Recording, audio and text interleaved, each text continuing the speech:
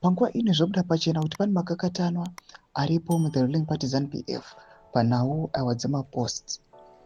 Panguva ino Emmanuel achiexposa kuti aiwa vana potongwarara panguva ino voda zvigaro, and panguva ino poratidza kuti pane makakatanwa between kuda kwaita Gwire naPotongwarara.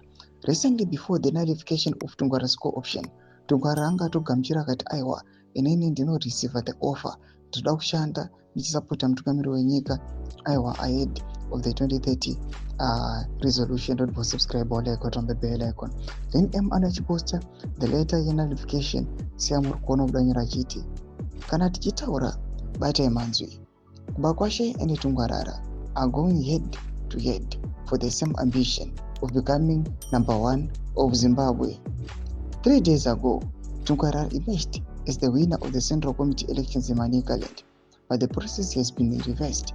Hanzi hamuna kutevedza kuharare musangano. This is Kubakwashe striking back. Let us wait for the return of the tempter. Hande tuone. Sanu chororo. Baba. Thomas kuda panguva ino arikunukwa kunzi the nullification iri kunzi yakapushiwa naTagwire panguva ino. Hence Tagwire is fighting Tongwarara. Kunukwa kuchinzi Tongwarara is also fighting back. They are waiting to see kuti Tongwarara achaita sei.